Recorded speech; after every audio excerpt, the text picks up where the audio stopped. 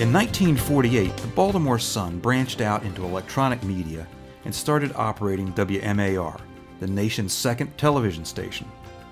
Families across the region embraced the new technology, and a black and white TV could be found in many living rooms in Baltimore by 1950, when a new series premiered on Sundays titled The Port That Built a City and State.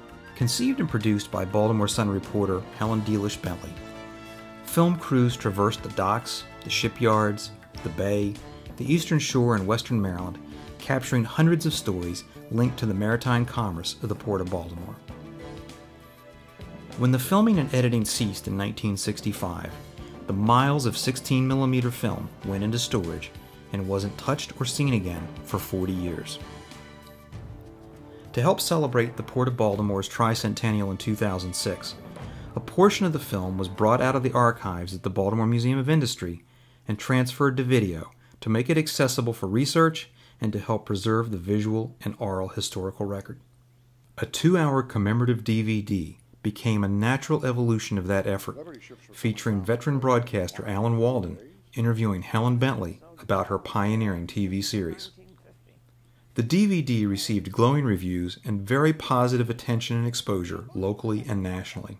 In this episode, we'll talk with director Mike Wickline, who painstakingly reviewed 15 years of TV footage to create. Footage from the Port That Built was also featured in the BMI's new digital tour and redesigned entrance lobby. The interest that has been expressed in the re-release and use of portions of the historic films has prompted the creation of a new website and the relaunch of the Port That Built a City and State franchise as a 21st century digital platform that is available 24/7 globally, just like the port itself, not just on Sundays, on the family's only black and white TV.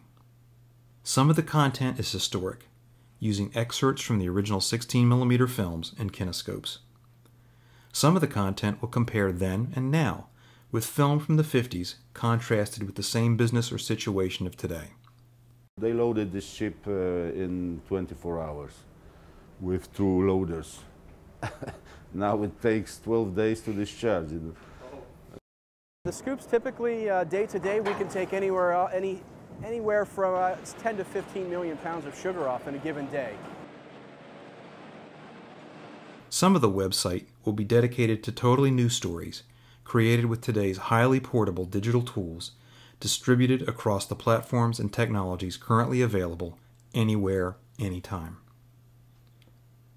A recent article in Solutions magazine titled How to Learn from the Past states that showing how the present has come into being but remains continually connected to the past allows us to create what Stuart Brand has called a long now, a perspective that allows us a more complex understanding of the long-term social, economic, and environmental challenges that all civilizations have faced.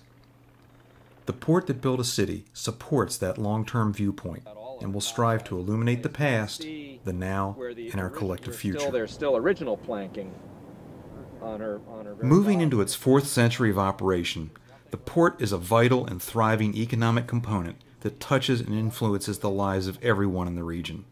Even in today's digital information age, the port remains the key to Baltimore's strategic location and the link to the global marketplace.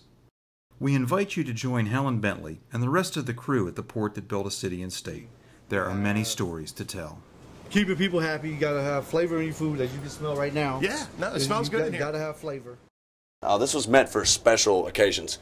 Back in the time when the Eagle was actually built, this was intended to house Adolf Hitler back during his time, though he did only end up staying for 1 hour during his birthday celebration coming on board. But he was actually in this cabin. He's been down here and they've had